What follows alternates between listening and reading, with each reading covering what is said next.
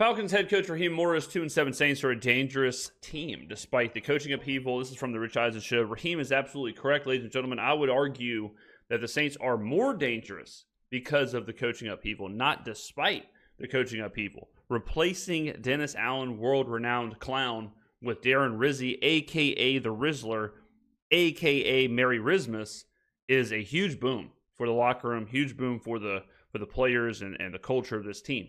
Now, there are limitations. Those limitations being Mason Tipton, Jermaine Jackson, and Marquez Valdez-Scantling. But as far as the perfect storm of the spot, this is the best possible spot for the Saints and the worst possible spot for the Falcons. So the Falcons have gotten some wins recently, although not playing very well. I mean, the Buccaneers game, you get them without Mike Evans and Chris Godwin, only win by, what was it, 5? The Cowboys are a total mess. You get Dak Prescott taken out of that game. You get Cooper Rush. You also give up over 6 yards a rush to probably the worst rushing team in the NFL, and you only average 3.3 yards per rush against the worst rushing defense in the NFL. So I know Falcons fans have been in my comments slobbering all over themselves, but the fact of the matter is that the Falcons are not playing great right now. Doesn't mean they're not going to win this game. Doesn't mean, that they're for sure going to lose. But this is kind of one of those convergence points of a Falcons team that has been reeling, getting wins despite not playing well, and a Saints team that is absolutely peaking as far as just pure, the unquantifiable kind of motivation and all of that in the locker room. Listen, you've been in a situation before in previous moments being an interim head coach in the middle of a season, and now you're taking on one right now.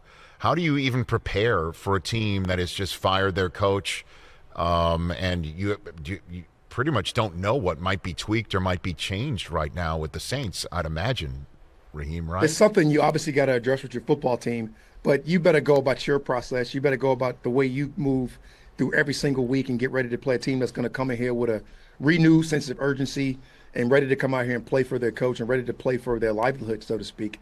I talked about it with our local media that, everybody kind of make it a TV show nowadays, but the reality of it is everybody there is going to have a new sense of urgency, a renewed energy, come out ready to play. Obviously, we did it here in Atlanta. Personally, I did it with these guys, and it's not fun, but you do get a little new energy, you do get a boost, and you go out and you're ready to play, and we better be ready because this team's going to come in here, a division rival, somebody that we're very familiar with, ready to play. Yeah, I mean, a lot of fans keep talking about tanking and whatever, and we all know here on the channel that doesn't actually exist. But think about if you're a Saints player, all right? You're mired in a 7-game losing streak. Everything is miserable. Everything sucks. The season is basically over. They fired Dennis Allen. Darren Rizzi's in there. Now, every single person has something to prove. Darren Rizzi is coaching for his job. Darren Rizzi wants to be the head coach of the New Orleans Saints. Win games. Show you should be.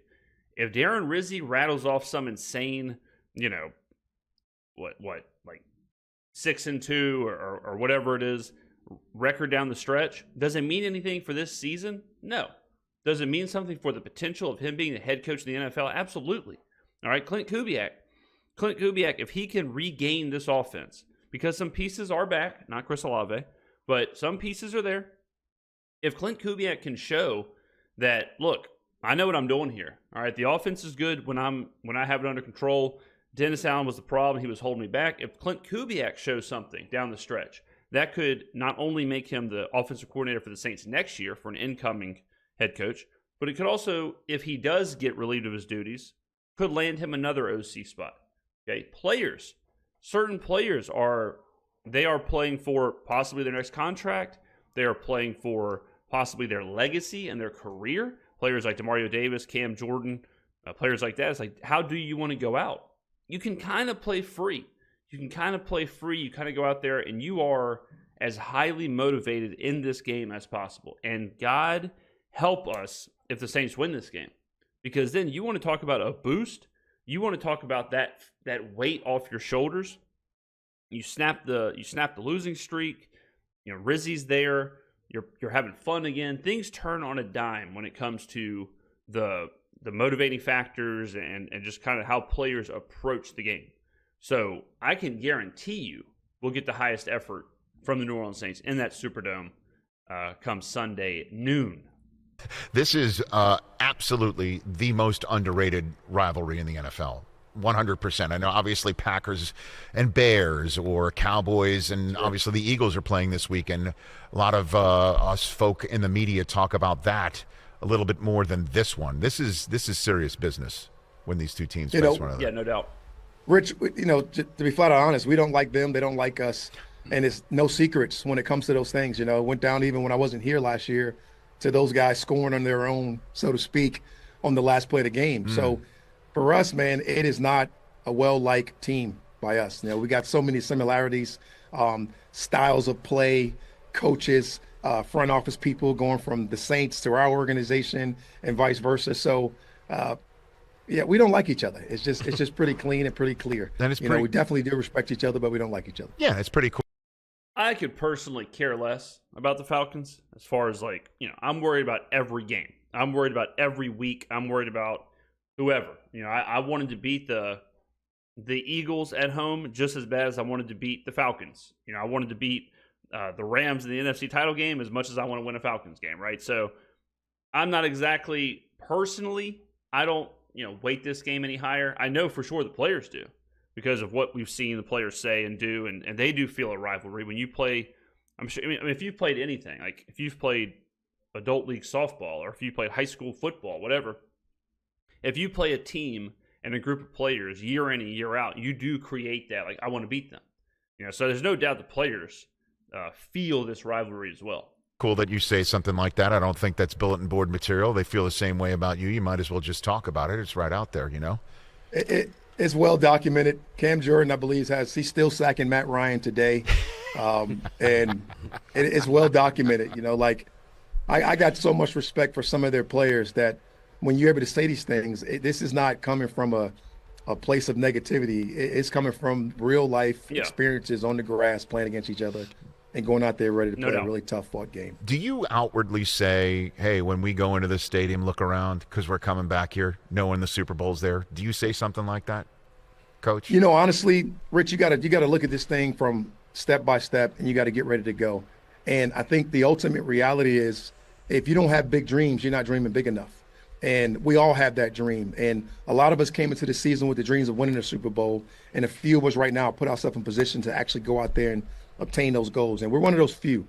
And we got to keep going out there and doing our business. And we're not going to run from the fear of dreaming big. We're going to absolutely attack it the way we want to do with the outrun the South, the way we want to do it with winning our division, the way we want to do it with getting into the playoffs, and then anything can happen. And once you do that, man, that's the plan. We want to be able to go back to the stadium twice.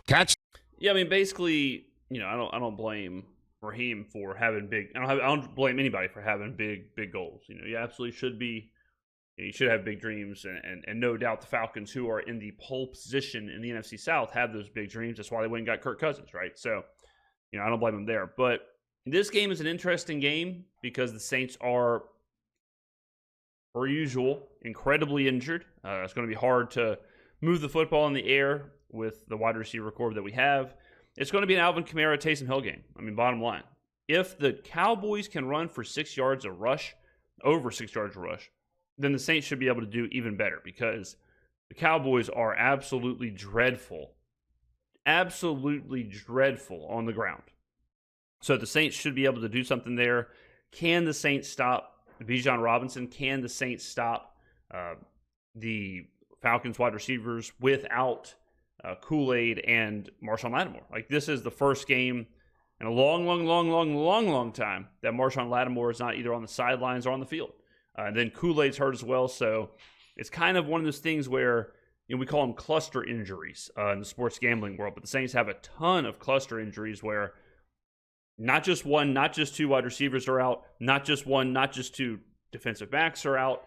We were having cluster injuries on the offensive line, so those questions are hard to answer. It's very difficult for me as an analyst to look at this and say, okay, well, how exactly are we going to move the ball through the air?